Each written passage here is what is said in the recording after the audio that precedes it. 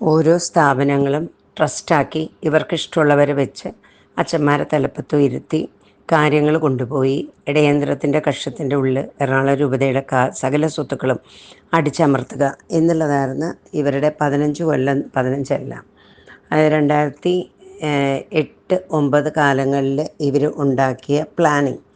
ആ പ്ലാനിങ്ങിൽ ഏറ്റവും ആദ്യം ഇട്ടത് കൃപാലയത്തെ തന്നെയാണ്, അൽമായറുടെ എന്നുള്ള നിലയിൽ. അത് ഞാൻ സമ്മതിക്കാതെ ആയപ്പോഴാണ് എന്നോട് പറഞ്ഞത് ചിലത് തന്നെത്താൻ വരിക്കും, ചിലതിനെ കൊല്ലേണ്ടി വരുമെന്ന്. എന്നിട്ട് ആ കൊല്ലൽ അന്നൊട്ട് ഇന്ന് വരെ നല്ല ശക്തമായിട്ട് തന്നെ നടത്തിക്കൊണ്ടിരിക്കുകയാണ്. പക്ഷേ ഇന്നിപ്പം അതിനെ ഞാൻ എതിർത്തത് കൊണ്ട് ഇന്ന് എന്തുണ്ടായി, കാര്യങ്ങളുടെ വിശദാംശങ്ങൾ മറ്റുള്ളവർക്കും തെളിയിക്കാൻ നമ്മളെ കൂടെ ഒരു അവസരം ദൈവം സൃഷ്ടിച്ചെന്നുള്ളതാണ്. നമുക്ക് സഹനം ഭയങ്കരമായിരുന്നു, പക്ഷേ ഇപ്പോഴും സഹിച്ചുകൊണ്ടിരിക്കുകയാണ്. പക്ഷെ അതിനേക്കാൾ ഉപരി ആൾക്കാർക്ക് ഇവരുടെ ഉള്ളിലിരിപ്പ് എന്താണെന്നും ഈ 1400 വന്നതിൻ്റെ പിറകിൽ എന്താണ് കളിയെന്നും വെളിപ്പെടുത്താൻ ദൈവം വലിയൊരു വഴി വെട്ടി തുറന്നു.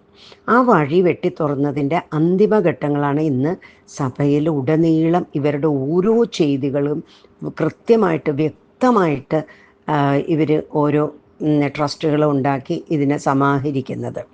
ഇത് സമാഹരിക്കാനായിട്ട് ചക്കിത്ത പിതാവും ഞാളിയത്തച്ഛനും പഴയ ഞാളിയത്തച്ഛനും എല്ലാമാണ് ഏറ്റവും ശക്തമായിട്ട് മുൻപന്തിയിലുണ്ടായിരുന്നത്. ഇപ്പോഴാണ് നമുക്കത് തിരിഞ്ഞു നോക്കുമ്പോൾ ഇവരെന്തിനായിരുന്നു ഇത്രയും വെപ്രാളപ്പെട്ട് ഇടയന്ത്രത്തെ ഇതെല്ലാം ഇടിയിട്ട് കൊടുത്തിട്ട് ഇടയന്ത്രത്തൊന്നും അറിയാത്ത പോലെ പൂച്ച പാൽ കുടിക്കുന്ന പോലെ മാറി നിൽക്കും.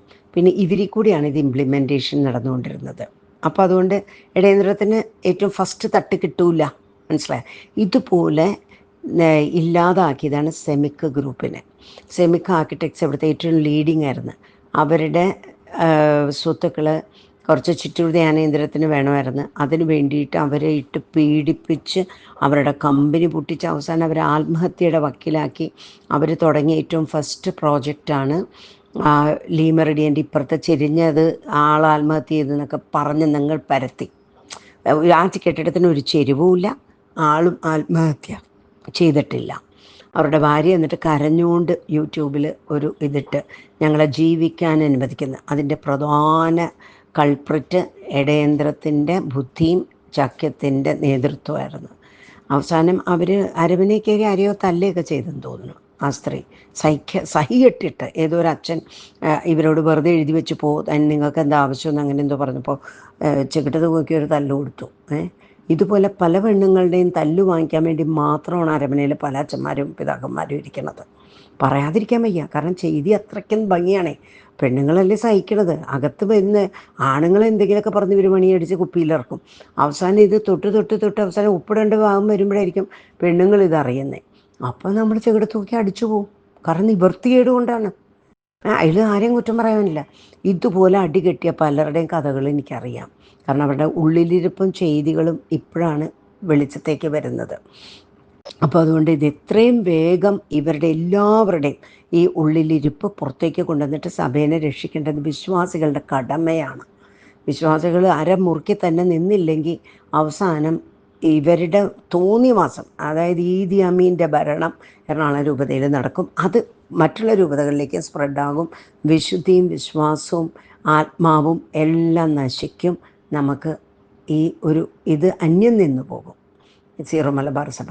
അതിനു വേണ്ടിയിട്ട് ഹൃദയത്തിൽ ആഗ്രഹിക്കുന്നവർ കരഞ്ഞും പ്രാർത്ഥിച്ചും ഉപവാസം എടുത്തും ഈ പിശാചുക്കളെ എന്നേക്കായിട്ട് മാറ്റണം. കുറേ വെള്ള കുപ്പായം അണിഞ്ഞ നൈറ്റിക്കാർ പുറത്തേക്ക് പോട്ടെ, പിതാക്കന്മാരും പോട്ടെ, നവരത്നങ്ങളും പഞ്ചഭൂതങ്ങളൊക്കെ പോട്ടെ.